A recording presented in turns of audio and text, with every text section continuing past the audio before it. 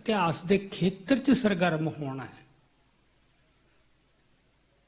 ਤਾਂ ਉਦੋਂ ਰਾਜਸੀ ਨਿਸ਼ਾਨਾ ਵੀ ਆਊਗਾ। ਅੱਡ ਅੱਡ ਦੌਰਾਂ 'ਚ ਵੀ ਅੱਜ ਸਾਡਾ ਨਿਸ਼ਾਨਾ ਕੀ ਹੈ, ਕਾਹਦੇ ਵਾਸਤੇ ਸੰਘਰਸ਼ ਕਰ ਰਹੇ ਹਾਂ। ਬਾਕੀ ਤਾਂ ਵੱਡਾ ਧਾਰਮਿਕ ਤੇ ਰੂਹਾਨੀ ਉਹ ਤਾਂ ਹੈ ਹੀ ਹੈ, ਪਰ ਇਸ ਦਾ ਇਤਿਹਾਸ 'ਚ ਵਿਚਰ ਰਹੇ ਹਾਂ ਨਾ। ਤੇ ਹਰ ਸਮੇਂ ਦੀਆਂ ਜਿਹੜੀਆਂ ਕਾਬਜ਼ ਤਾਕਤਾਂ ਨੇ ਉਹਨਾਂ ਨੂੰ ਸਾਡਾ ਨਹੀਂ ਗਵਾਰਾ, ਸਾਡਾ ਨਿਆਰਾਪਣ ਤੇ ਸਾਡਾ ਸਾਰਾ ਕੁਛ ਉਹ ਨਹੀਂ ਹੋਣ ਦਿੰਦਾ। ਸੋ ਤੁਸੀਂ ਆਪਦਾ ਜੇ ਨਿਆਰਾਪਣ ਬਚਾਉਣਾ ਹੈ ਤਾਂ ਆਪਦਾ ਸੁਤੰਤਰ ਰਾਜ ਤੋਂ ਬਿਨਾਂ ਮੁਕੰਮਲ, ਜਿਹਨੂੰ ਅਸੀਂ ਕਹਿੰਦੇ ਹਾਂ ਸੋਵਰੈਨਿਟੀ, ਅੰਗਰੇਜ਼ੀ 'ਚ ਕਹਿ ਦਿੰਦੇ ਹਾਂ ਖੁਦ ਮੁਖਤਿਆਰੀ, ਇਦੋਂ ਬਿਨਾਂ ਤੁਸੀਂ ਉਹਨੂੰ ਪੂਰਨ ਰੂਪ 'ਚ ਆਪਦਾ ਉਹਨੂੰ ਬਚਾ ਸਕੋ। ਸਪਸ਼ਟ ਜਿੰਨੇ ਮਰਜ਼ੀ ਹੋ ਜਾਓ, ਚੇਤਨ ਜਿੰਨੇ ਮਰਜ਼ੀ ਹੋ ਜਾਓ, ਉਹ ਗੁਲਾਮੀ ਦੇ ਨੇ ਤੁਹਾਡੇ ਕੁਛ ਚਿੱਬ ਪਾਉਣੇ ਹੀ ਪਾਉਣੇ ਆ। ਸੋ ਉਹਦੀ ਮੌਲਿਕਤਾ ਤੇ ਪੂਰੀ ਜਿਹੜੀ ਹੈਗੀ ਹੈ ਨਾ ਵਿਲੱਖਣਤਾ, ਨਿਆਰਾਪਣ, ਉਹ ਤਾਂ ਰਹੂ ਜੇ ਵਾਤਾਵਰਨ ਉਹ ਹੋ ਆਜ਼ਾਦ ਵਾਤਾਵਰਨ, ਕਿਉਂਕਿ ਸਿਰਜੇ ਹੀ ਆਜ਼ਾਦ ਗਏ। ਅਕਾਲ ਪੁਰਖ ਨੇ ਸਿੱਖ ਨੂੰ ਆਜ਼ਾਦ ਸਿਰਜਿਆ, ਵੈਸੇ ਤਾਂ ਹਰ ਪੰਛੀ ਜੀਵ ਨੂੰ ਵੀ ਆਜ਼ਾਦ ਸਿਰਜਿਆ। ਉਹਨਾਂ ਕੋਲੇ ਵਿਚਾਰਿਆਂ ਕੋਲੇ ਸਮਰੱਥਾ ਨਹੀਂ ਹੁੰਦੀ ਵੀ ਉਹ ਆਪਦੀ ਆਜ਼ਾਦੀ ਦਾ ਅਹਿਸਾਸ ਕਰ ਸਕਣ ਤੇ ਫਿਰ ਉਸ ਤਰ੍ਹਾਂ ਕੋਈ ਸੰਘਰਸ਼ ਕਰ ਸਕਣ।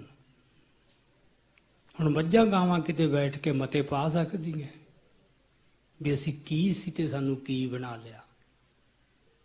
ਤਾਂ ਹੀ ਅਸੀਂ ਕਹਿੰਦੇ ਸਭ ਤੋਂ ਉੱਤਮ ਜੂਨ ਜਿਹੜੀ ਆ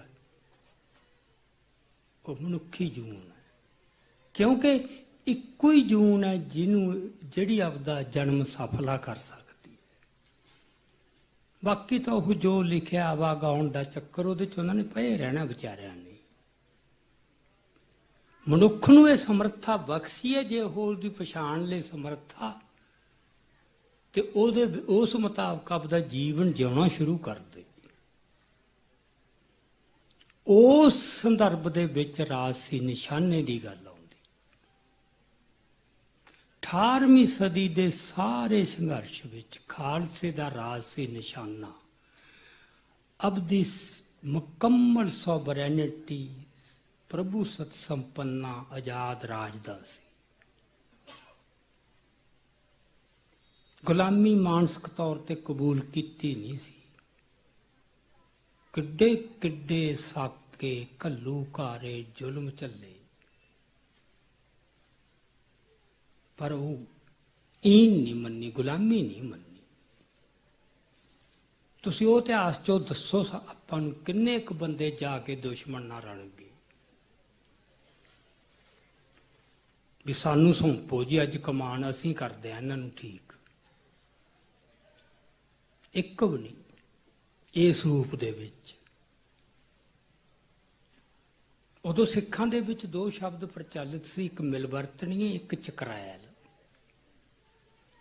ਕੁਝ ਸਿੱਖ ਹੁੰਦੇ ਸੀ ਜਿਹੜੇ ਜੰਗ ਨਹੀਂ ਸੀ ਲੜਦੇ, ਮਨ ਦੇ ਵਿੱਚ ਭਾਵਨਾ ਸੀ, ਕਾਰੋਬਾਰੀ ਸੀ, ਸਰਕਾਰ ਦੇ ਨੇੜੇ ਸਰਕਾਰੀ ਦਰਬਾਰੇ ਪਹੁੰਚ ਵੀ ਸੀ।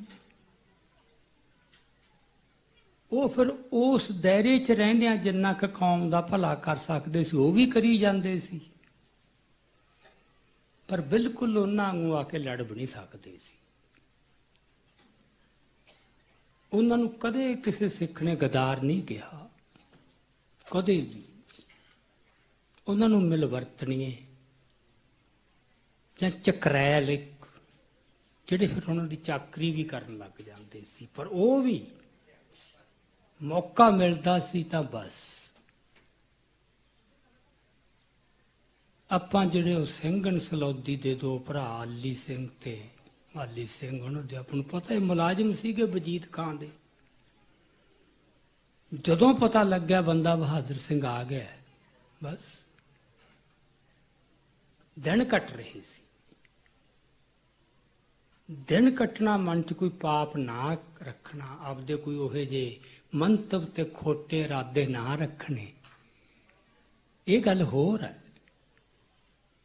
ਅੱਜ ਦਿਨ ਨਹੀਂ ਕੱਟਦੇ ਉਹ ਜਿਹੜੇ ਉਸ ਬੰਦੇ ਨੂੰ, ਉਹ ਤਾਂ ਆਪਦੀਆਂ ਲਾਲਸਾਵਾਂ ਦੀ ਪੂਰਤੀ ਵਾਸਤੇ ਕਰਦੇ ਨੇ, ਲੋੜਾਂ ਨਹੀਂ ਪੂਰੀਆਂ ਕਰਦੇ।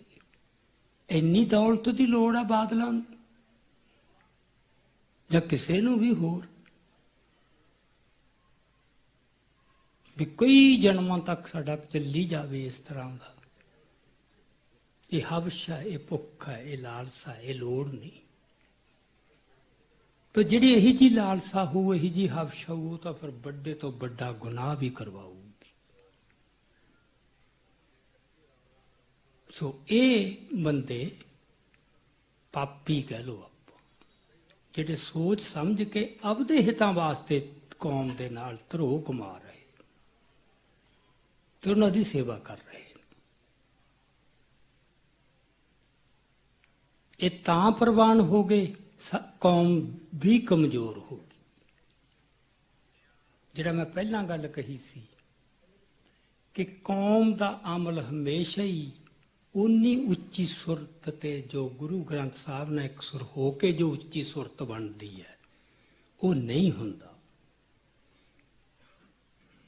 ਜਦੋਂ ਉਹ ਉੱਚੀ ਸੁਰਤ 'ਚ ਹੋਇਆ ਅਮਲ, ਉਹ ਇਤਿਹਾਸ ਦਾ ਰੰਗ ਹੀ ਹੋਰ ਹੁੰਦਾ, ਉਹਦੀ ਸ਼ਾਨ ਹੀ ਹੋਰ ਹੁੰਦੀ ਹੈ। ਜਦੋਂ ਉਦੋਂ ਥੱਲੇ ਡਿੱਗਦੀ ਹੈ, ਉਹ ਬਿਲਕੁਲ ਹੀ ਹੋਰ ਤਰ੍ਹਾਂ ਹੁੰਦਾ ਹੈ। ਉਹਦੇ 'ਚ ਬੜਾ ਸ਼ਰਮਸ਼ਾਰ ਵੀ ਹੋਣਾ ਪੈਂਦਾ ਵੀ ਆਹ ਵੀ ਦੇਖਣਾ ਸੀ ਦਿਨ। ਐਤਕਾਂ ਚੋਣਾਂ 'ਚ ਤੁਸੀਂ ਦੇਖਿਆ ਹੋ, ਜਿਸ ਤਰ੍ਹਾਂ ਬੰਦੇ ਬੀਜੇਪੀ 'ਚ ਜਾਂਦੇ ਸੀਗੇ, ਗੁਰਸਿੱਖ ਅੰਮ੍ਰਿਤਧਾਰੀ, ਕਹਿੰਦੇ ਕਹਾਉਂਦੇ, ਪੈਸਿਆਂ ਦੀ ਵੀ ਘਾਟ ਨਹੀਂ, ਜਿੰਨੀ ਬੇਸ਼ਰਮੀ ਨਾਲ, ਮਤਲਬ ਉਹ ਤਾਂ ਐ ਸੀ ਵੀ ਸਿੱਖਾਂ ਦਾ ਅਕਸ ਕੀ ਬਣ ਰਿਹਾ, ਆਹੀ ਸਿੱਖ ਹੈ। ਸੋ ਇਹ ਦੌਰ ਆਉਂਦੇ ਆ ਇਤਿਹਾਸ 'ਚ। ਸੋ ਹੁਣ ਮੈਂ ਰਾਜਸੀ ਨਿਸ਼ਾਨੇ ਬਾਰੇ ਗੱਲ ਕਰਦਾ ਵੀ 18ਵੀਂ ਸਦੀ ਦਾ ਆਪਾਂ ਨੂੰ ਪਤਾ ਹੈ। ਉਸ ਤੋਂ ਬਾਅਦ ਗੁਲਾਮ ਹੋਏ, ਅੰਗਰੇਜ਼ਾਂ ਦੀ ਗੁਲਾਮੀ ਆਈ। ਉਦੋਂ ਖਾਲਸੇ ਨੂੰ ਆਪਦੇ ਜਨਮ ਤੋਂ ਬਾਅਦ ਪਹਿਲੀ ਵਾਰ ਸਮਝੌਤਿਆਂ ਤੇ ਆਉਣਾ ਪਿਆ ਕਿ ਇਹੀ ਜੀ ਤਾਕਤ ਨਾਲ ਵਾਹ ਪੈ ਗਿਆ, ਪੱਛਮ ਦੀ ਬਹੁਤ ਵੱਡੀ, ਦੁਨੀਆ ਦੀ ਵੱਡੀ ਤਾਕਤ, ਜਿੱਥੋਂ ਤੱਕ ਵਾਹ ਚੱਲੀ ਲੜੇ। ਜਦੋਂ ਇਹ ਵੀ ਹੁਣ ਕੋਈ ਵਾਹ ਨਹੀਂ ਚੱਲਦੀ, ਫਿਰ ਇਹ ਵੀ ਚਲੋ ਇਸੇ ਸਿਸਟਮ ਦੇ ਵਿੱਚ ਰਹੋ, ਦੇਖਾਂਗੇ। ਉਹਦੇ 'ਚ ਬੰਦੇ ਉਹ 3-4 ਪੈਂਤੜੇ ਅਪਣਾਉਣੀਆਂ ਕੌਮਾਂ। ਇੱਕ ਤਾਂ ਇਹ ਹੁੰਦਾ ਵੀ ਕੁਛ ਚਿਰ ਵਾਸਤੇ ਹੁਣ ਦੜ ਵੱਟ ਜੋ, ਕੋਈ ਨਹੀਂ, ਜਦੋਂ ਮੌਕਾ ਮਿਲਿਆ ਫੇਰ ਕਰਾਂਗੇ। ਇੱਕ ਹੁੰਦਾ ਕਿ ਬੰਦੇ ਵੀ ਹੁਣ ਕੁਝ ਸਮਝੌਤੇ ਕਰ ਲਓ। ਉਦੋਂ ਜਦੋਂ ਬੰਦਾ ਸਮਝੌਤਾ ਕਰਦਾ, ਉਹ ਇਹ ਸੋਚ ਕੇ ਨਹੀਂ ਕਰਦਾ ਮੈਂ ਗਦਾਰੀ ਕਰ ਰਿਹਾ, ਇਹ ਕੰਮ ਗਲਤ ਹੈ। ਉਹਦੇ ਕੋਲ ਬਕਾਇਦਾ ਇੱਕ ਤਰਕ ਹੁੰਦਾ, ਲੌਜਿਕ ਹੁੰਦਾ ਕਿ ਅੱਜ ਕੌਮ ਦਾ ਭਲਾ ਹੀ ਇਸ ਗੱਲ 'ਚ ਹੈ। ਆਹ ਜਿਹੜੇ ਬੰਦੇ ਤੱਤੀਆਂ ਜੀਆਂ ਗੱਲਾਂ ਕਰਦੇ ਨੇ ਤਾਂ ਮਰਵਾ ਦੇਣਗੇ ਬਿਲਕੁਲ ਹੀ, ਅੱਜ ਤਾਂ ਕੌਮ ਖਤਮ ਹੋ ਜੂਗੀ।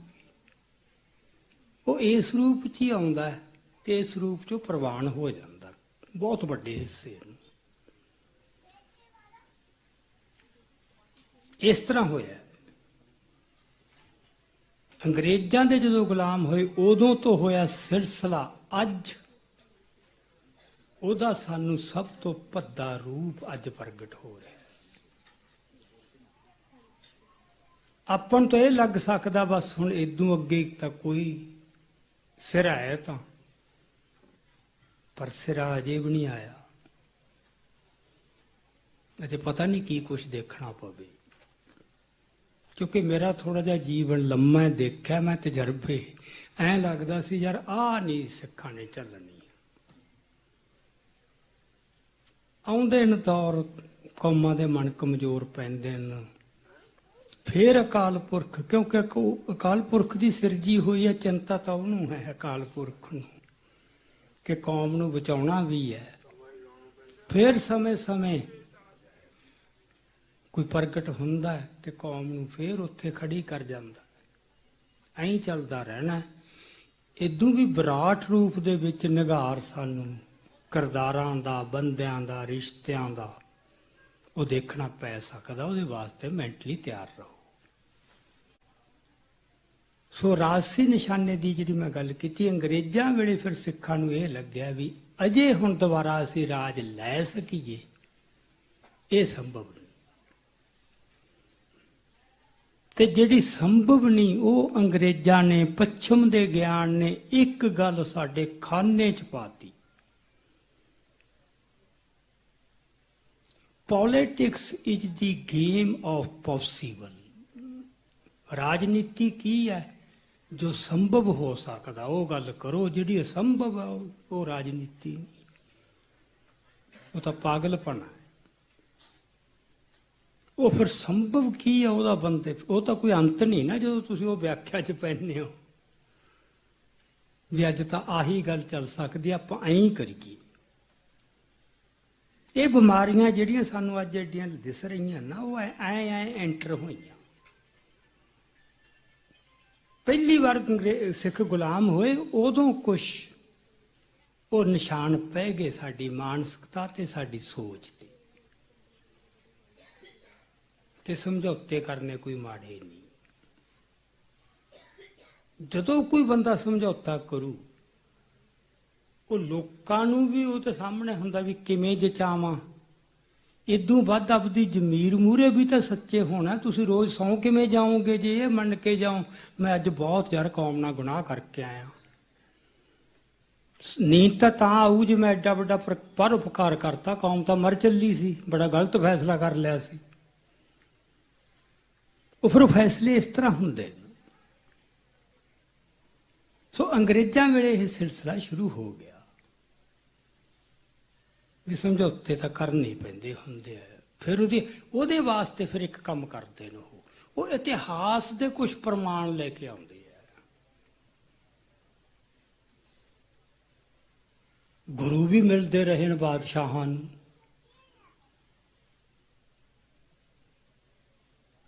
ਮਤਲਬ ਰੀਸੈਂਟਲੀ ਜਿਹੜੇ ਬੰਦੇ ਦਮਦਮੀ ਟਕਸਾਲ ਦੇ, ਖਾੜਕੂ ਲਹਿਰ ਦੇ, ਉਹ ਜਦੋਂ ਦਿੱਲੀ ਦੀ ਦਰਬਾਰ ਦੀ ਪਰਿਕਰਮਾ ਕਰ ਰਹੇ ਸੀ, ਕਿਸੇ ਨੇ ਪੁੱਛ ਲਿਆ ਵੀ ਯਾਰ ਤੁਹਾਨੂੰ ਕੁਛ ਤਾਂ ਸ਼ਰਮ ਆਉਣੀ ਚਾਹੀਦੀ ਹੈ। ਉਹ ਕਹਿੰਦਾ ਹੱਦ ਹੋ ਗਈ ਯਾਰ, ਗੁਰੂ ਸਾਹਿਬ ਨਹੀਂ ਸੀ ਗੱਲਾਂ ਕਰਦੇ ਜਾ ਕੇ ਦਿੱਲੀ ਦਰਬਾਰ ਨਾਲ। ਇਸ ਹੱਦ ਤੱਕ ਜਾਂਦਾ ਬੰਦਾ। ਜਿੱਥੇ ਮੈਂ ਕਹਿਣਾ ਨਾ ਇਤਿਹਾਸ ਦੀ ਨਿਰਮਲਤਾ ਤੇ ਉਹਦੀ ਮੌਲਿਕਤਾ ਬਚਾ ਕੇ ਰੱਖਣੀ, ਉਹ ਇਕੱਲੇ ਬਾਹਰਲਿਆਂ ਤੋਂ ਨਹੀਂ, ਅੰਦਰਲਿਆਂ ਨੂੰ ਵੱਧ ਲੋੜ ਪੈ ਜਾਂਦੀ ਆ। ਉਹ ਇਤਿਹਾਸ ਚੋਂ ਪ੍ਰਮਾਣ ਲਿਆਵੇ ਕੁਛ। ਮੀਰ ਮੰਨੂ ਦੀ ਕਹਿੰਦੇ ਫੌਜ 'ਚ ਭਰਤੀ ਹੋਏ ਸੀ ਸਿੱਖ, ਸਮਝੌਤਾ ਕੀਤਾ। ਮਤਲਬ ਇਹ ਜੇ ਚਲੋ ਆਪਾਂ ਉਹ ਕੀ ਸੀ ਤੇ ਇਹ ਕੀ ਹੈ, ਇਹ ਤਾਂ ਹੁਣ ਮਤਲਬ ਕੌਮ ਨੂੰ ਇਹਨਾਂ ਗੱਲਾਂ ਬਾਰੇ ਸਿੱਖਤ ਤਾਂ ਕਰਨਾ ਪਊ ਨਾ।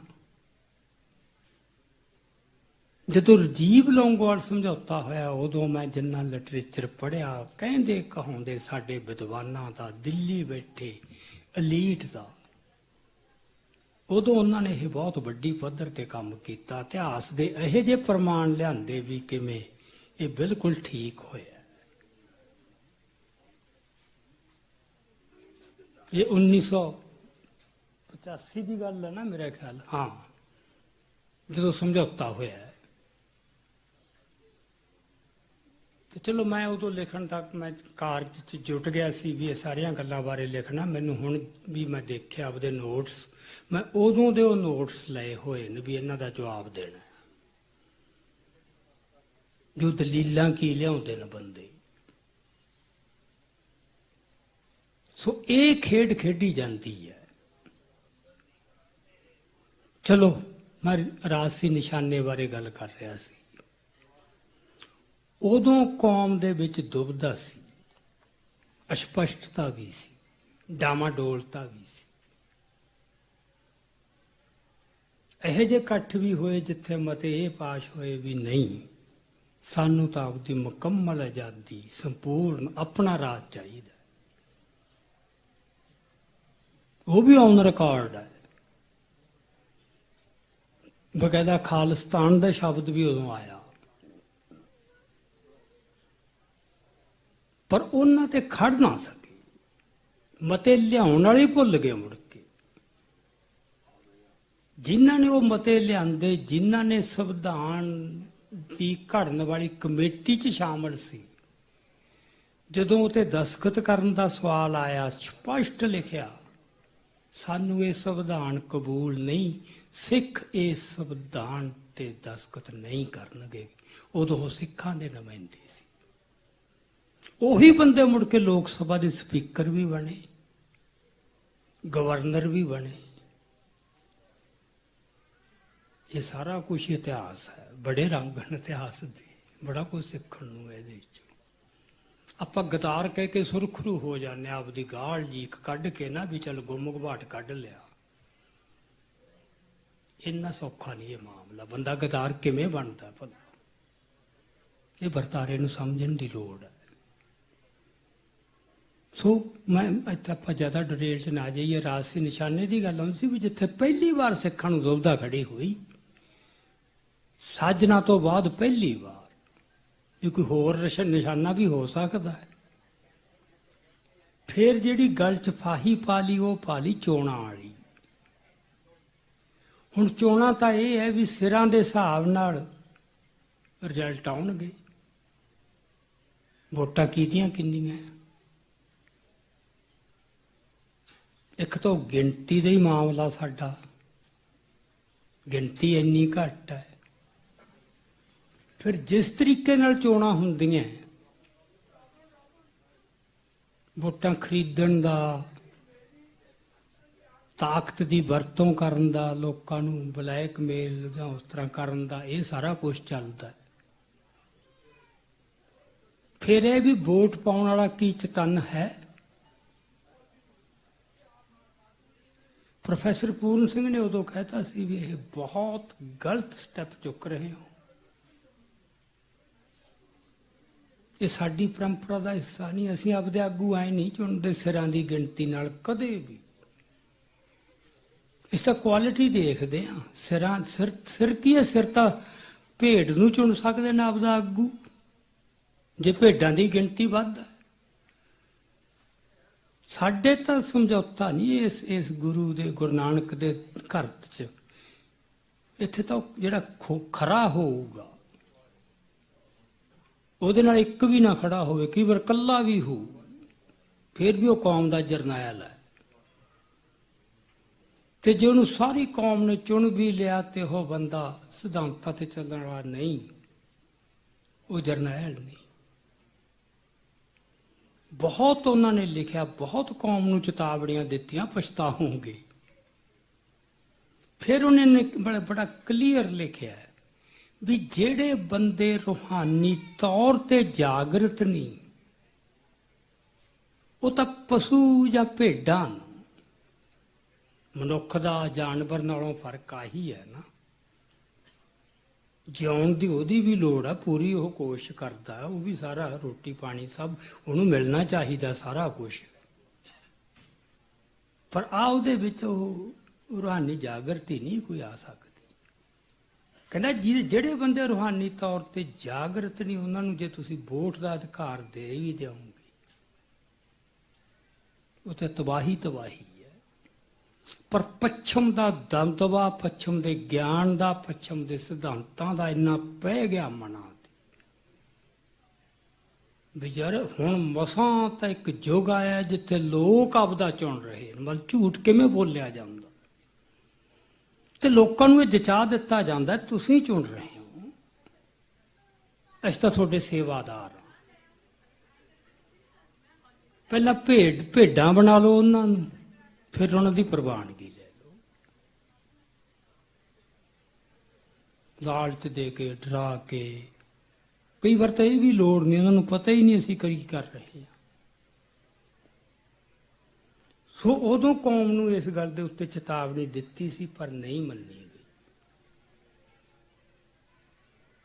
ਤੇ ਉਹ ਉਦੋਂ ਦੇ ਬੀਜੇ ਕੰਡੇ ਆ ਹੁਣ ਸਾਡੇ ਸਾਹਮਣੇ ਆ ਰਹੇ।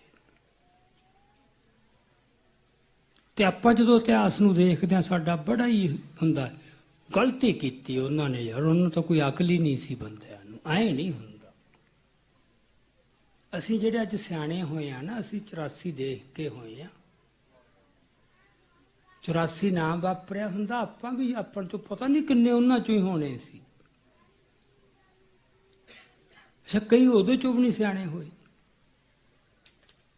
ਐ ਵੀ ਵਾਪਰਦਾ, ਪਰ ਕੌਮ ਦਾ ਬਹੁਤ ਵੱਡਾ ਹਿੱਸਾ ਹੁਣ ਘੱਟੋ ਘੱਟ ਇੱਕ ਹੌਸਲਾ ਹੈ, ਇੱਕ ਦਾਅਵਾ ਕੀਤਾ ਜਾ ਸਕਦਾ ਹੁਣ ਕੌਮ, ਸਾਰੀ ਕੌਮ ਨਹੀਂ ਸਮਝੌਤਾ ਕਰੂਗੀ। ਕੁਝ ਵਰਗ ਕਰਤੇ ਰਹਿਣਗੇ, ਪਰ ਕੁਝ ਝੰਡੇ ਝੂਲ ਖੜਨਗੇ ਵੀ ਨਹੀਂ, ਭਾਵੇਂ ਉਹ ਘੱਟ ਗਿਣਤੀ ਚ ਹੋਣ ਭਾਵੇਂ ਉਹ ਨਾ ਹੋ। ਸੋ ਰਾਜਸੀ ਨਿਸ਼ਾਨਾ ਅੰਗਰੇਜ਼ਾਂ ਵੇਲੇ ਧੁੰਦਲਾ ਹੋਇਆ, ਉਸ ਤੋਂ ਬਾਅਦ 47 ਆ ਗਿਆ, ਭਾਰਤ ਦੀ ਆਜ਼ਾਦੀ ਆ ਗਈ, ਤੇ ਇਹ ਲੱਗਣ ਲੱਗ ਗਿਆ ਜਿਹੜੀ ਆਜ਼ਾਦੀ ਵਾਸਤੇ ਅਸੀਂ ਲੜਦੇ ਸੀ ਆਹੀ ਤਾਂ ਆਜ਼ਾਦੀ ਸੀ। ਨਾਮ ਪਰ ਵਿਦਵਾਨਾਂ ਨੇ ਲਿਖਤਾ ਸਾਡਿਆਂ ਨੇ ਕਿ ਗੁਰੂਆਂ ਦਾ ਜੋ ਸੁਪਨਾ ਸੀ ਵੀ ਇਸ ਤਰ੍ਹਾਂ ਦਾ ਸਮਾਜ ਤੇ ਰਾਜ ਹੋਵੇ, ਉਹ ਹੁਣ ਹੋ ਗਿਆ। ਹੁਣ ਲੋਕਾਂ ਨੇ ਫੈਸਲੇ ਕਰਨੇ ਆ। ਸੋ ਫਿਰ ਭੁੱਲ ਗਏ, ਚੱਲੇ, ਪਰ ਬਹੁਤ ਛੇਤੀ ਅੱਖਾਂ ਖੁੱਲ ਗਈਆਂ 55 ਚ ਜਾ ਕੇ। ਸਾਰੇ ਦੇਸ਼ ਚ ਭਾਸ਼ਾ ਦੇ ਆਧਾਰ ਤੇ ਸੂਬੇ ਬਣ ਰਹੇ ਨੇ, ਵੀ ਪੰਜਾਬ ਚ ਨਹੀਂ ਬਣਾਉਣਾ। ਪੰਜਾਬੀ ਸੂਬਾ ਜਿੰਦਾਬਾਦ ਕਹਿਣ ਤੇ ਪਾਬੰਦੀ ਲੱਗ ਗਈ। 57,000 ਬੰਦਾ ਚੁੱਕ ਕੇ ਜੇਲ੍ਹਾਂ ਸੁੱਟਤਾ ਵੀ ਉਹ ਨਾਅਰੇ ਲਾਉਂਦੇ। ਮੈਂ ਛੋਟਾ ਜਿਹਾ ਸੀ ਜਦੋਂ ਸਾਡੇ ਪਿਤਾ ਜੀ ਨੂੰ ਉਹਨਾਂ ਨੇ ਗ੍ਰਿਫਤਾਰੀ ਦਿੱਤੀ, ਸਿਰਫ ਪੰਜਾਬੀ ਸੂਬਾ ਜਿੰਦਾਬਾਦ ਤੇ ਉਹਦੀ ਹੱਥ ਕੜੀ। ਕੁਛ ਉਹਦੇ ਚੋਂ ਫਿਰ ਸਿਆਣੇ ਹੋਏ, ਕੁਛ ਉਹਦੇ ਚੋਂ ਵੀ ਨਹੀਂ ਹੋਏ। ਤੇ ਐਂ ਕਰਦੇ ਕਰਦੇ ਆਪਾਂ 84 ਤੱਕ ਆ ਗਏ। 1947 ਤੋਂ 84 ਤੱਕ ਫੇਰ ਕੌਮ ਇੱਕ ਭਰਮ ਚ ਜਿਉਈ ਸੀ ਵੀ ਅਸੀਂ ਆਜ਼ਾਦ ਆ। ਅਕਾਲੀ ਦਲ ਲੜਦਾ ਰਿਹਾ, ਮਤਲਬ ਬਹੁਤ ਲੜਿਆ ਹੈ ਮੰਗਾਂ ਤੇ, ਮਸਲਿਆਂ ਤੇ ਆਪਦੀ ਵੀ ਅਸੀਂ ਆਪਦੀ ਔਰ ਬਚਾ ਕੇ ਰੱਖਣੀ ਹੈ। ਪਰ ਕਿਤੇ ਵੀ ਖੁੱਲ੍ਹ ਕੇ ਨਹੀਂ ਸੀ ਕਿਹਾ ਸਿੱਖ ਭਾਰਤ ਚ ਗੁਲਾਮ ਤੇ ਅਸੀਂ ਗੁਲਾਮੀ ਕਬੂਲ ਨਹੀਂ ਕਰਨੀ। ਇਹ ਪਹਿਲੀ ਵਾਰ ਸੰਤ ਜਰਨੈਲ ਸਿੰਘ ਨੇ ਕਿਹਾ। ਸੋ ਇੱਕ ਨਵਾਂ ਦੌਰ ਸੰਤਾਂ ਦੇ ਆਉਣ ਨਾਲ ਸ਼ੁਰੂ ਹੋ ਗਿਆ। ਜਿਹੜਾ ਮਨਾਂ ਦੇ ਵਿੱਚ ਇੱਕ ਧੁੰਦਲਾਪਣ ਸੀ, ਦੁਬਦਾ ਸੀ ਸਾਡਾ ਨਿਸ਼ਾਨਾ ਕੀ ਹੈ, ਉਹ ਨਿਸ਼ਾਨਾ ਸਾਫ਼ ਕਰਤਾ। ਪਰ ਅੱਜ ਸਾਨੂੰ ਇਸ ਗੱਲ ਵਾਸਤੇ, ਜਿਹੜਾ ਮੈਂ ਅੱਗੇ ਜਾ ਕੇ ਗੱਲ ਕਰੂੰ, ਤੁਹਾਨੂੰ ਨਿਸ਼ਾਨੇ ਬਾਰੇ ਸਪਸ਼ਟਤਾ ਹੋਗੀ, ਪਰ ਉਹ ਨਿਸ਼ਾਨਾ ਹਾਸਲ ਕਰਨ ਵਾਸਤੇ ਚੱਲਣਾ ਕਿਵੇਂ ਹੈ।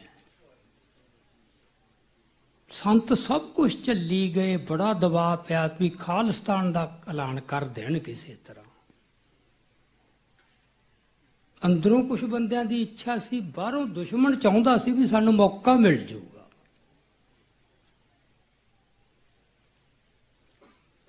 ਜਿਹੜੇ ਇਸ ਤਰ੍ਹਾਂ ਦੇ ਮਹਾਪੁਰਸ਼ ਹੁੰਦੇ ਉਹਨਾਂ ਨੂੰ ਸਾਰੀਆਂ ਖੇਡਾਂ ਦਾ ਪਤਾ ਹੁੰਦਾ, ਕੌਣ ਕਿਹੜੀ ਖੇਡ ਖੇਡ ਰਿਹਾ, ਕਿਹੜਾ ਮੈਥੋਂ ਕੀ ਕਹਾਉਣ ਦਾ ਯਤਨ ਕਰ ਰਿਹਾ ਹੈ। ਉਹਨਾਂ ਨੇ ਜਿਵੇਂ ਉਹ ਕਹਾਉਣਾ ਚਾਹੁੰਦੇ ਸੀ ਉਵੇਂ ਕਿਹਾ ਨਹੀਂ, ਜਿਵੇਂ ਇਹ ਕਹਿਣਾ ਚਾਹੁੰਦੇ ਸੀ ਉਹ 'ਚ ਕਸਰ ਛੱਡੀ ਨਹੀਂ। ਸਮਝਣ ਵਾਲੇ ਸਮਝੀ ਗਏ। ਚਲੋ ਅਖੀਰ ਨੂੰ ਉਹਨਾਂ ਨੇ ਕਹਿਤਾ ਵੀ ਜਿੱਦਾਂ ਦਰਬਾਰ ਸਾਹਿਬ 'ਚ ਹਮਲਾ ਹੋ ਜੂ, ਉਦਾਂ ਹੀ ਖਾਲਿਸਤਾਨ ਦੀ ਨੀਂਹ ਰੱਖੀ। ਸੋ ਜਿਹੜੀ ਗੱਲ ਪਹਿਲਾਂ ਥੋੜੀ ਓਲਾ ਰੱਖ ਕੇ ਕਰ ਰਹੇ ਸੀਗੇ, ਆਨੰਦਪੁਰ ਦੇ ਮਤੇ ਤੇ ਲੜਾਈ ਲੜ ਰਹੇ ਅਕਾਲੀ ਵੀ ਤੇ ਸੰਤ ਵੀ। ਸੰਤ ਅਕਾਲੀ ਆਨੰਦਪੁਰ ਦਾ ਮਤਾ ਕਹਿ ਕੇ ਕੌਮ ਨੂੰ ਖਾਲਿਸਤਾਨ ਦੇ ਦਰਾਂ ਤੱਕ ਲੈ ਗਏ। ਅਕਾਲੀ ਆਨੰਦਪੁਰ ਦਾ ਮਤਾ ਕਹਿ ਕੇ ਕੌਮ ਨੂੰ ਗੁਲਾਮੀ ਦੇ ਜੰਗਲਾਂ 'ਚ ਹੋਰ ਫਸਾ ਗਏ। ਆ ਫਰਕ ਹੁੰਦਾ। ਮਤਾ ਇੱਕੋ ਹੈ, ਗੱਲ ਇੱਕੋ ਹੈ, ਸਟੇਜ ਇੱਕੋ ਹੈ। ਫਿਰ ਇਹ ਵੀ ਉਹਨਾਂ ਲੋਕਾਂ ਨੂੰ ਤੁਸੀਂ ਸਮਝਦੇ ਵੀ ਹੋ, ਪਰ ਉਹਨਾਂ ਨਾਲ ਸਟੇਜ ਵੀ ਸਾਂਝੀ ਕਰਨੀ ਹੈ। ਉਹਦਾ ਕਾਰਨ ਇਹ ਸੀ, ਜਦੋਂ ਸੰਤਾਂ ਨੇ ਕਿਹਾ ਭਾਰਤ ਅੰਦਰ ਸਿੱਖ ਗੁਲਾਮ, ਤੇ ਗੁਲਾਮੀ ਦਾ ਜੂੜਾ ਗਲੋਂ ਲਾਉਣਾ, ਨਾਲ ਅਗਲੀ ਗੱਲ ਕਹੀ ਸੀ, ਇਹ ਜੂੜਾ ਗਲੋਂ ਤਾਂ ਲਾਇਆ ਜਾਊ ਜੇ ਕੌਮ ਇੱਕ ਨਿਸ਼ਾਨ ਥੱਲੇ ਇਕਮੁੱਠ ਹੋਊ। ਇਹ ਅੱਜ 20 ਬੰਦੇ ਕਹਿਣਗੇ, 100 ਬੰਦਾ ਕਹਿ ਦੂਗਾ। ਜੇ ਕੌਮ ਨੂੰ ਇੱਕ ਨਿਸ਼ਾਨ ਥੱਲੇ ਇਕਮੁੱਠ ਕਰਨਾ, ਉਹਦੇ ਵਾਸਤੇ ਕੁਰਬਾਨੀ ਦੇਣੀ ਪਊ, ਆਪਦਾ ਕੁਛ ਕੁਰਬਾਨ। ਸਭ ਤੋਂ ਪਹਿਲਾਂ ਇਹ ਕਿ ਮੇਰੀ ਲੀਡਰ ਬਣਨ ਦੀ ਕੋਈ ਲਾਲਸਾ ਨਹੀਂ। ਹੁਣ ਤਾਂ ਇੱਥੇ ਕਮਾਲ ਦੀਆਂ ਗੱਲਾਂ ਵਾਪਰੀਆਂ, ਥੋੜੇ ਵਾਹਵਾ ਸਾਲ ਹੋ ਗਏ, ਜਦੋਂ ਇੱਕ ਸੰਕਟ ਆਇਆ ਵੀ ਅਡੜ ਧੜੇ ਬਣ ਗਏ, ਇਕੱਠੇ ਕਰੋ। ਇੱਕ ਕਮੇਟੀ ਵਿਦਵਾਨਾਂ ਦੀ ਬਣਾਤੀ 5 ਮੈਂਬਰੀ, ਵੀ ਤੁਸੀਂ ਸਾਰੇ ਧੜਿਆਂ ਨੂੰ ਸੰਪਰਕ ਕਰਕੇ ਇਹਨਾਂ ਨੂੰ ਇੱਕ ਥਾਂ ਇਕੱਠਾ ਕਰੋ। ਉਹ ਕਮੇਟੀ ਦਾ ਜਿਹੜਾ ਚੇਅਰਮੈਨ ਸੀ, ਉਹਨੇ ਅਲਟੀਮੇਟਲੀ ਵੀ ਸਾਰੇ ਇੱਕ ਧੜੇ ਭੰਗ ਕਰ ਦਿਓ, ਇੱਕ ਨਿਸ਼ਾਨ ਥੱਲੇ ਇਕੱਠੇ ਇਕਮੁੱਠ ਹੋ ਜਾਓ, ਤੇ ਉਹਦਾ ਪ੍ਰਧਾਨ ਮੈਂ ਹੂੰ। ਹੁਣ ਦੱਸੋ ਉੱਥੇ ਏਕਤਾ ਹੋ ਜੂ?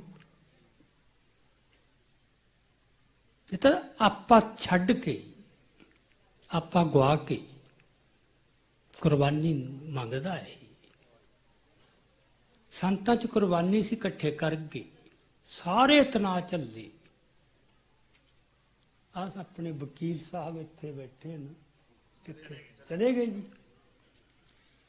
ਉਹ ਬੜੇ ਚਸ਼ਮਦੀਦ ਗਵਾਹ ਹੈ ਸਾਰੀਆਂ ਗੱਲਾਂ ਦੇ, ਸੰਤਾਂ ਦੇ ਵੀ ਨੇੜੇ ਸੀਗੇ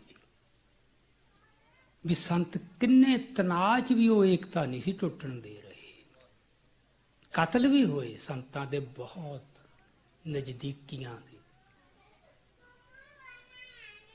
ਹੁਣ ਤਾਂ ਕਤਲ ਕੀ, ਬੰਦੇ ਦੇ ਮੂੰਹੋਂ ਮਾੜੀ ਜੀ ਗੱਲ ਨਿਕਲ ਜੇ, ਮਤਲਬ ਅਦੀਪ ਸਿੱਧੂ ਦੀ ਇੱਕ ਪਿੱਛੇ ਜੇ ਮੈਂ ਸੁਣੀ ਕਿਤੇ, ਉਹਦੀਆਂ ਹੁਣ ਦੁਬਾਰਾ ਜਿਹੜੀਆਂ ਸਪੀਚਾਂ ਆ ਰਹੀਆਂ, ਉਹਦੇ ਅਰਥ ਹੁਣ ਸਮਝ ਆਉਂਦੇ ਆ।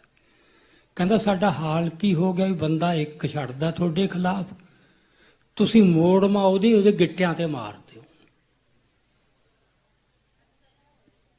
ਉਹਦੇ 'ਚੋਂ ਤਾਂ ਫਿਰ ਏਕਤਾ, ਆਪਸੀ ਭਾਈਚਾਰਾ, ਸਹਿਚਾਰ, ਉਹ ਕਿੱਥੇ ਰਹਿ ਜੀ? ਉਹ ਤਾਂ ਖੰਡਾਉਣ ਵਾਲਾ ਚੱਕਰ ਹੀ ਹੈ ਸਾਰਾ।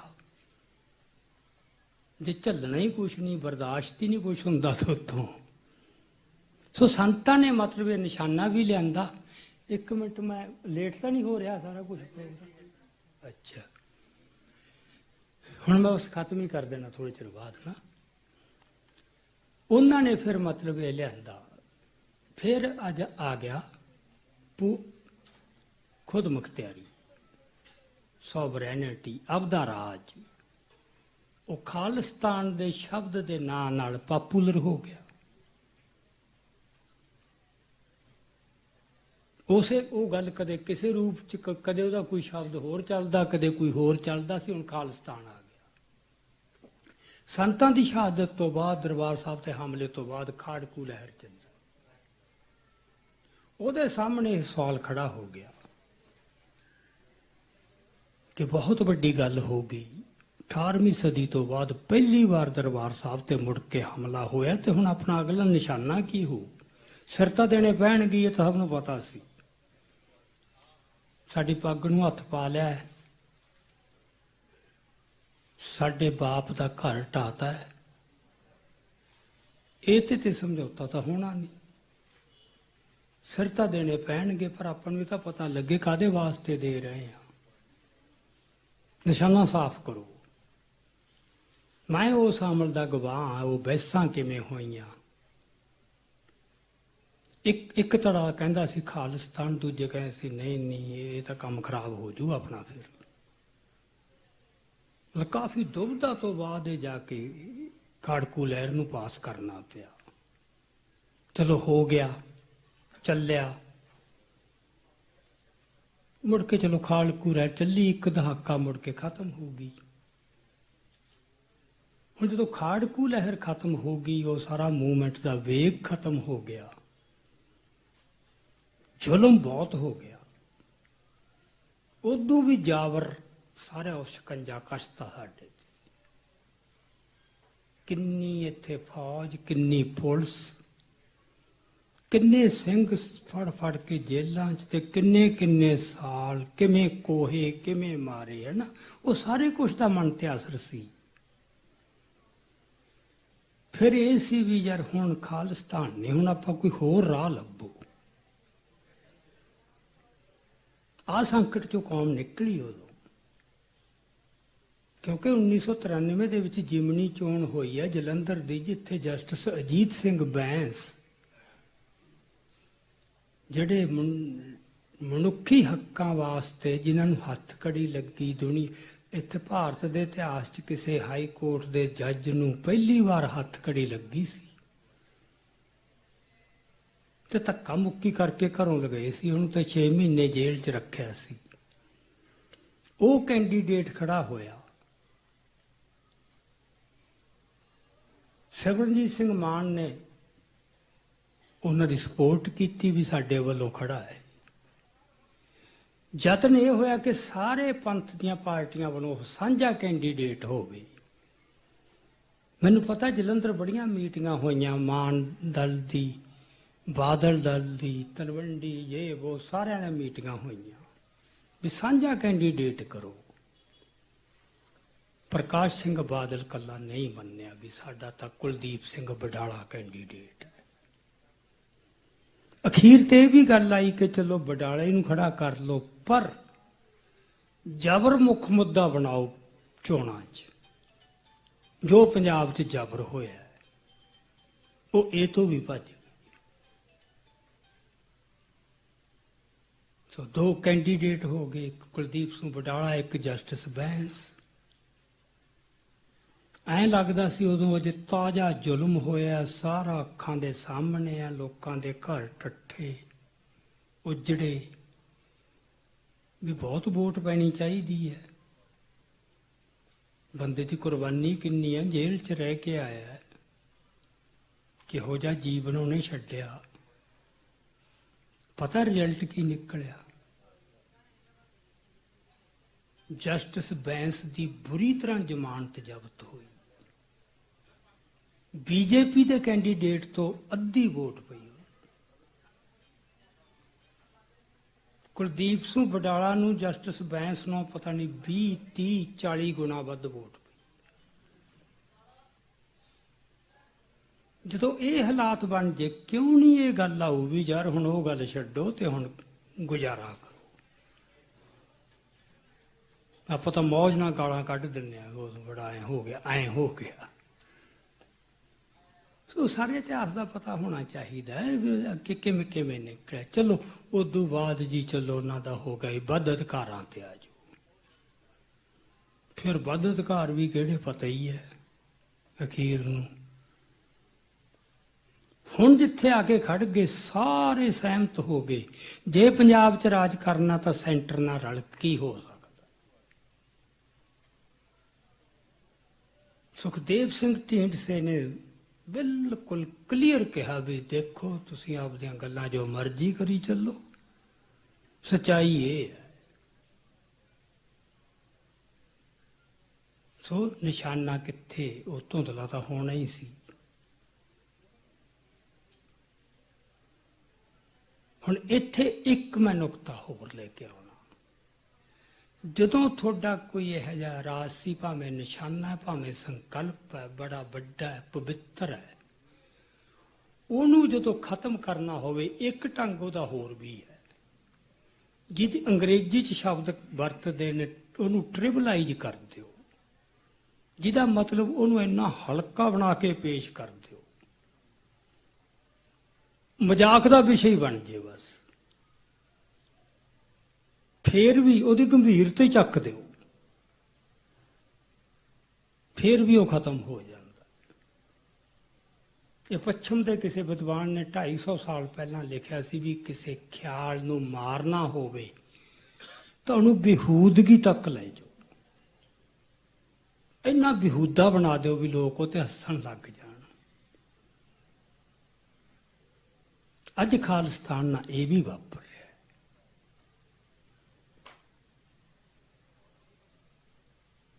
ਵਾਪਰ ਰਿਹਾ ਹੈ। ਐਡੇ ਗੰਭੀਰ ਤੇ ਸੰਜੀਦਾ ਮਸਲੇ ਨੂੰ ਨਾਰੇ ਦੀ ਪੱਧਰ ਤੇ, ਮਿਹਣੇਬਾਜ਼ੀ ਦੀ ਪੱਧਰ ਤੇ, ਇੱਕ ਦੂਜੇ ਖਿਲਾਫ ਕਿੜਾਂ ਕੱਢਣ ਦੀ ਪੱਧਰ ਤੇ ਉਹ ਇੱਕ ਹਥਿਆਰ ਬਣ ਗਿਆ ਬਹੁਤ ਵਧੀਆ। ਕਿਉਂਕਿ ਕੌਮ ਦਾ ਸੈਂਟੀਮੈਂਟ ਹੈ। ਕਿਸੇ ਬੰਦੇ ਦੇ ਖਿਲਾਫ ਨਫ਼ਰਤ ਭੜਕਾਉਣੀ ਹੋਵੇ, ਇਹ ਤਾਂ ਜੀ ਖਾਲਿਸਤਾਨ ਤੋਂ, ਇਹ ਤਾਂ ਬਹੁਤ ਚਲਾਕੀ ਨਾਲ ਖਾਲਿਸਤਾਨ ਤੋਂ ਪਾਸੇ ਲਿਜਾ ਰਿਹਾ। ਸੋ ਆ ਇੱਕ ਮਾਹੌਲ ਕੌਮ 'ਚ ਬਣ ਗਿਆ